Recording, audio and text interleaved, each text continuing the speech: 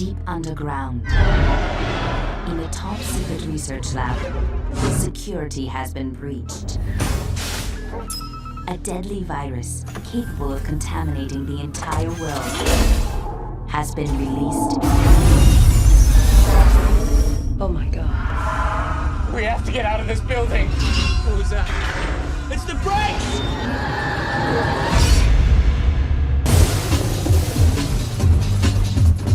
It's okay, we're here to help.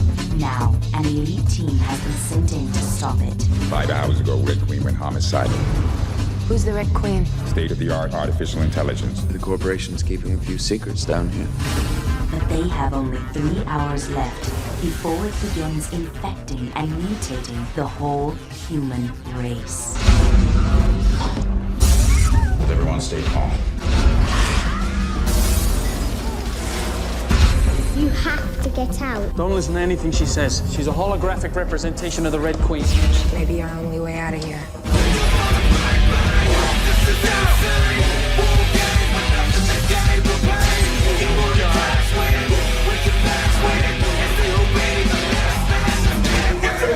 How is she still standing?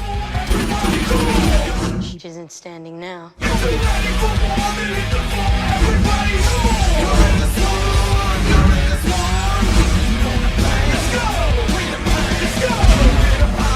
No one is immune. Resident Evil. You're all going to die down here.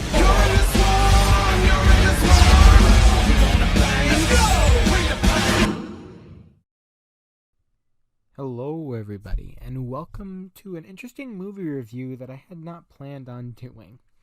This is for Resident Evil. Now, if you've ever played any of the games, or if you've seen some of the playthroughs on my channel, you do know that I enjoy the games. Resident Evil 7, which I have started streaming on Twitch in VR, is one of my favorite Resident Evil games of all time. I know that most of people will probably disagree, especially the diehard fans from the original.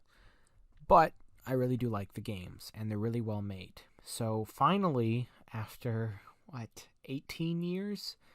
I have finally seen Resident Evil. Released in 2002 and starred Mila Jovovich. She played Alice, which is the main character. I don't think they say her name in the movie, but it's also kind of weird. If IMDb is correct, she's not the first build in this movie. If IMDb is correct, 1, 2, 3, 4, 5, 6, 7, 8, 9, 10 other people were billed higher than her, which is very interesting, unless those are all wrong and she was the highest build, and for some odd reason... First build? First build. I don't know. Something like that. Anyway, I could be wrong. But anyway, so this movie, I guess I'll read the description. A special military unit fights a powerful, out-of-control supercomputer and hundreds of scientists who have been mutated into flesh-eating creatures after a laboratory accident. That is actually a very good description of this movie. Now, also be aware, I will get into spoilers later in the review. Later in the review. Not right now, but later in the review. This movie is rated R and is an hour and 40 minutes, and as I said, released in 2002, directed by Paul W.S. Anderson, which sounds familiar, and written by him too. Which, I want to check to see what he has written and what he has done. He did the Mortal Kombat movie. Oh, well, he wrote Monster Hunter, the recent movie. Makes sense. Let me see what he directed. Well, he directed Monster Hunter, so that would make sense. All the Resident Evil movies, and the older Mortal Kombat movies, and Alien vs. Predator. Okay.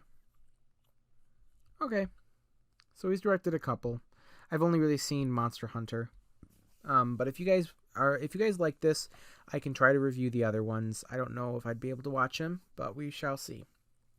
So, this movie is technically horror.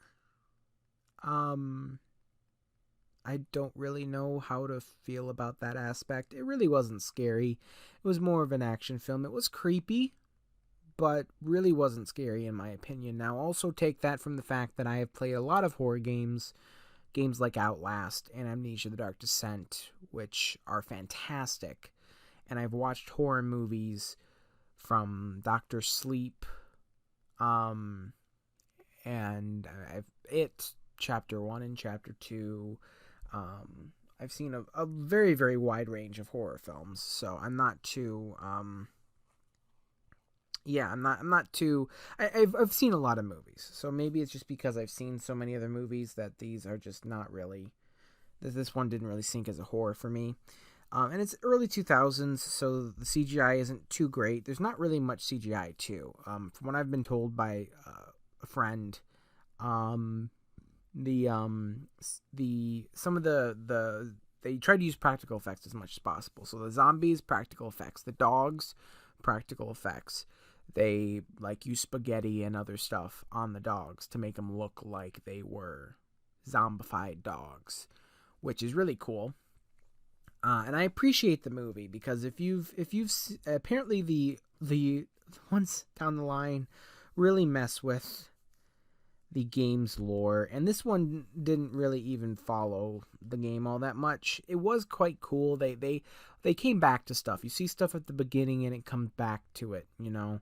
They reuse stuff, which it was good. I liked it. I definitely liked it. But also there were things that just kind of upset me. Like, for example, okay, this is a good example. We are going to get into minor spoilers now. This is early in the movie, about 15 minutes, I'd say, into the movie. But the military unit that comes in, they kind of, 90% of them get wiped out. And I guess it's not 90, it's 3 of them. So it really isn't 90, but I'd say over half of them get wiped out in this one hallway, which is pretty cool. There's this laser hallway. It's kind of neat.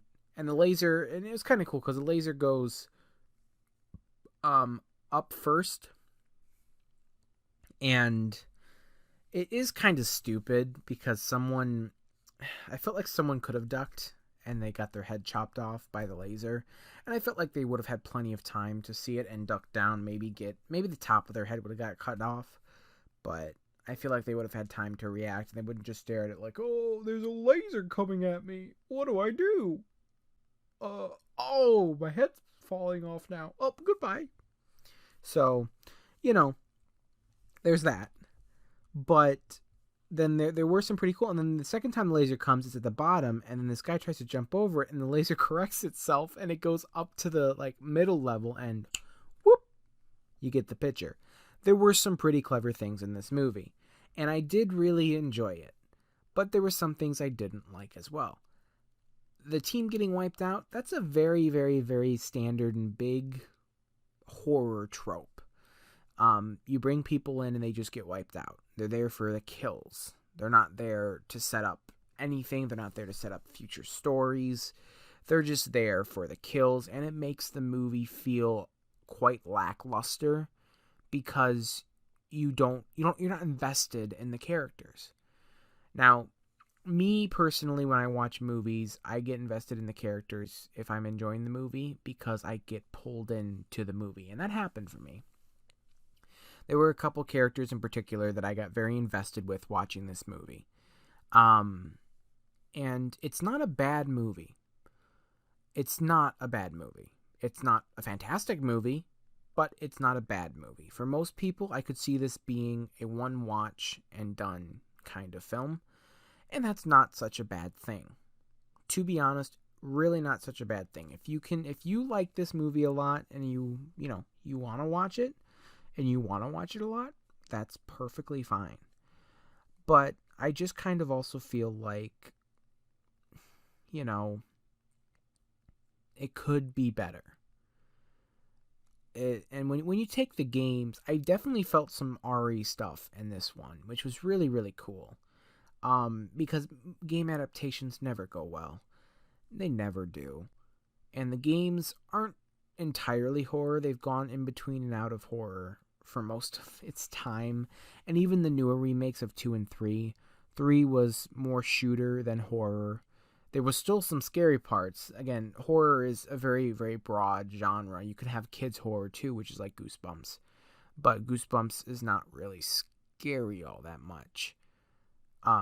Goosebumps does still kind of creep me out, some of the stories. One of them is Say Cheese and Die, where this camera, when it takes a picture of you, you die, I believe. It is kind of creepy. I don't know why it, is creepy to me, but it is. So, either way, it's very interesting to kind of see, and it's very interesting to see Resident Evil, because of the fact that game adaptations never go well. Monster Hunter recently came out, and apparently as a game adaptation, it is terrible. I enjoyed it for what it was, and I might do a movie review on that when I watch it again. But, yeah. And by the way, I did not plan on doing a movie review on this. It just kind of happened. And I think another friend of mine recommended that I did it. But anyway, here's a storyline. A virus has escaped in a secret facility called the Hive, turning the staff into hungry zombies and releasing the mutated lab animals that they were studying. The complex computer shuts down the base to prevent infection, which is actually a spoiler.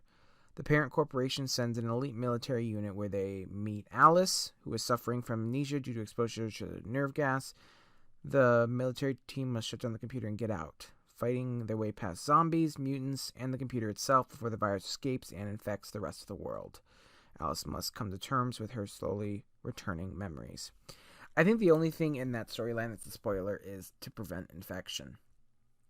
The movie does a good job about hiding what's going on. Now, obviously, if you've played Resident Evil, or you know what Resident Evil is, and you know, especially if you know the games in the series, like Resident Evil 7, which is not just Resident Evil 7, it's Resident Evil 7 Biohazard.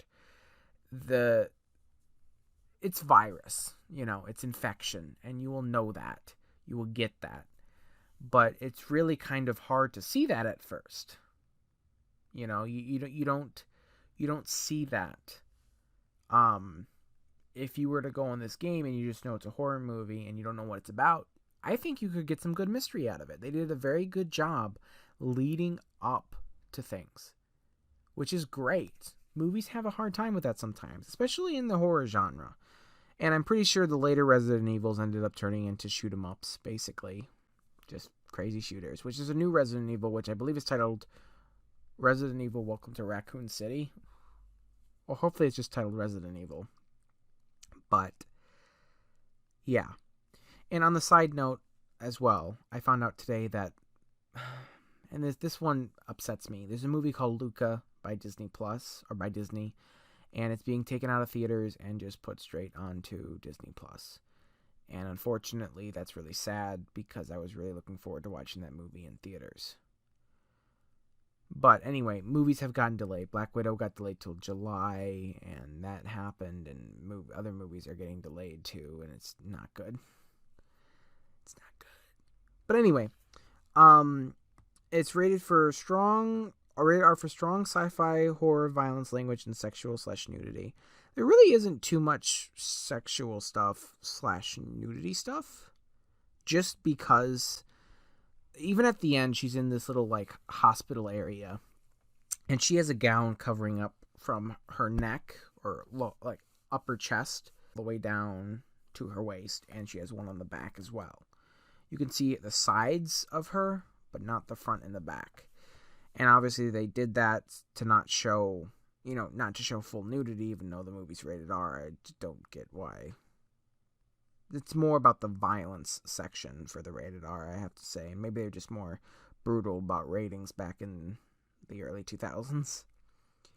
But is it worth a watch? If you like horror, yeah, I'd say it's worth a watch. I don't know why it wouldn't be, but I would be careful about getting invested in the series. I think Resident Evil could stand alone as its own movie. It ends in such a way that it could stand alone as its own movie, or it can be continued in the following series. And there's another thing I didn't like. this guy... Okay, well, there's the things, and this is where we're going to do spoilers. Warning, warning, spoiler alert, you had your warning. And actually, hold on, I'll give it a rating. I'd give this about 3 out of 5/4 out of 5 stars. I'm kind of in between it. Enjoyment, 4 out of 5. Overall, 3 out of 5, I'll say. Not that helps too much, but that's one of my more realistic ratings, because normally I just rate it higher, but I'm trying to do a little bit more of a realistic rating for this one. But one thing that happens is they do all this effort to get the virus and the antidote, which can save lives. And the computer even says that this one person has a very, very low chance of saving their life because of how infected that they are. And this other guy wasn't infected too much, right? But this one mutated creature, they're on this train, which is the same train they came in on. They're on this train, and they both get injected with it, right? And it comes out of freaking nowhere. And I really hate it. Well, kind of hate it. I don't really hate it. Kind of hate it. They null and void the antidote. Basically, it was their way of basically getting rid of the antidote and having it be not a factor at play. The one guy who wasn't infected too much got injected and then got pulled out. The side of the train got ripped open and he got pulled out of the train. And I'm like, great. And he came to a narrow escape. It probably would have been better if he had died earlier. He was going to kill himself because he was trapped by a horde of zombies, but he decided not to and decided, you have to work for your food. I think was actually the line he said. Unfortunately, I don't really like him dying here. It just he wasn't back long before he died, and it felt kind of useless, other than a way to get rid of that antidote. And when the creature bumped into the room, there's another guy who gets scratched. And basically they state that if you get scratched or bitten, that you're infected.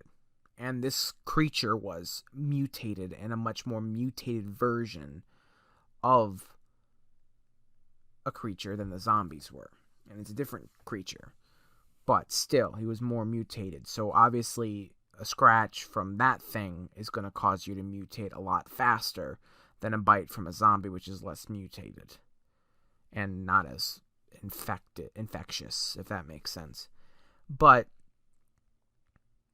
it released March 5th, 2002. It's the 24th right now. Not super close, but closer than you might think. And it's a 6.7 out of 10. Honestly, that's not too bad. I'd say probably about that. 6.7 stars out of 10. Out of 10 stars, yeah, I'd say about 6.7, honestly. Kind of wraps up my feelings, and that's 2,490,000 reviews or rating. Oh, I have to sign in. Well, that was a waste. But anyway, so the other guy gets scratched. We'll come back to that in a minute.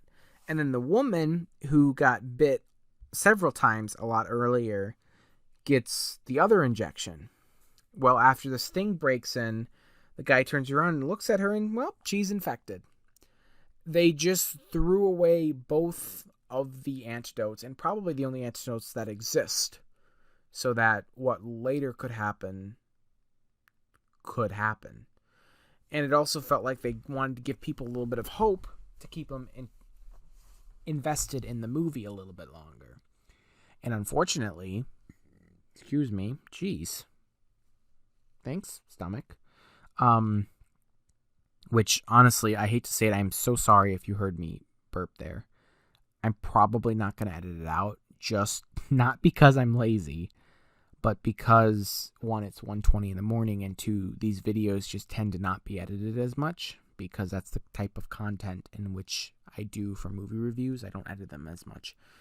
Hopefully I can remember to go through and remove that, though, because if not, it's really annoying. But anyway, and so she's infected. So the computer was right, and they kind of should have listened to her.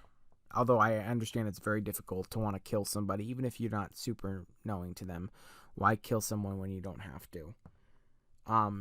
But she was right before about the virus and all of that, and it's just kind of annoying that they wasted those. You know, if you had one left over, you could have, in fact, saved Raccoon City in the end. But basically, the other guy, when they get out, his arm, which was kind of cool to see, that it was a little bit of good CGI in there.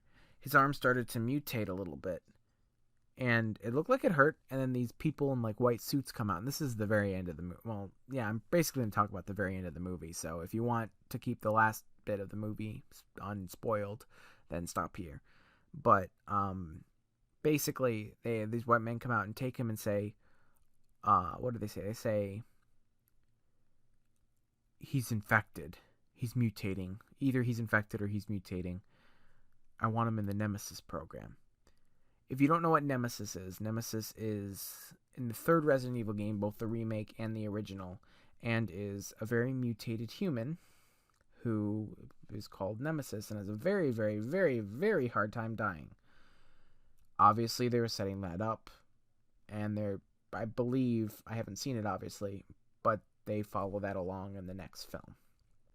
Good setup, but I also feel like that's just because Resident Evil 3, I think, is a lot of people's favorites, and a lot of people like Nemesis and Mr. X, for example. So, you know, and it felt like he could have used the antidote. If they had one left, he could have used the antidote and been fine, right? And if you don't know what Umbrella is, this is who they are. They don't care about anyone. They think they're above the law. They don't care. They got that right. That's for dang sure. But still, it's kind of annoying. And then when she gets out, she gets put into a hospital. I didn't mind this part. She escapes, and they do this shot where someone walks in front of the camera. And to be honest, I guess you could assume that it wasn't a human, but it kind of looked like a human. It was a zombie, and that's how you're supposed to know, oh, something went wrong. And then she gets out and goes out, and the whole city is a mess. There weren't any zombies. I guess that was probably to save budget, but the whole city was destroyed. And that's exactly what happens to Raccoon City. It becomes overly infected. Now, who had the infection? I don't know. I'm sure that they put that out into the movie, but I liked that wrapping up the film. I enjoyed it. It was a decent, good film, and it was one that I was not expecting to be good because I heard so many bad things about the movies. Now, I'm going to wrap this up here. I hopefully will be able to watch the other ones at some point. Unfortunately, the way I was able to watch this one was lucky, and I'm very happy about that. And if the person's watching who allowed me to watch the movie, thank you again. But either way, it was an enjoyable movie. And Mila Jovovich, or whatever her name is, Mila Jovovich, or however you pronounce it, she did really good. I liked her a lot in the movie. It was very nice to see her in the movie, because I saw Monster Hunter, and I didn't mind her in Monster Hunter. I liked her. But I think this is definitely a stronger suit for her acting. So, anyway, if you'd like to check that out, I'll try to leave links down below for places in which you can go to find the movie. I know it recently released in 4K, which I might actually try to invest in getting the 4K collection, because I might. Don't know if I will, but I might. But the other person as well, my friend who allowed me to watch this movie, also gave me ratings for the movies and said good and bad things, and most of them are not good. And the last one, even when it was in theaters, apparently was not in theaters for that long. It was only in for like 2 weeks, and I know that basically movies can differ in theaters in length. Like a month is really good. And I've been checking to see what I can go see. And a movie that has been in theaters for a very long time, since November, I think, which I was fortunately never was able to go see because of the lockdown in theaters closing. But it was Crude's A New Age. And that movie stayed in theaters for quite a while, even with few showings. Still stayed in theaters for quite a while. And Resident Evil, the last one, the final chapter, was, I think, in theaters for only a couple weeks. I mean, I guess it changes depending on the theater, obviously. But only a couple weeks. And most movies tend to be that way. But for a big final blockbuster film for a series, that is not good. That is not good at all. That's bad. It's very bad. So, anyway, that's just about going to do it for this movie review. Thank you all so much for watching. I hope you enjoyed. And again, check down below for links to where you can get the movie if you are interested. And I will see you in the next movie review and the next video. Goodbye.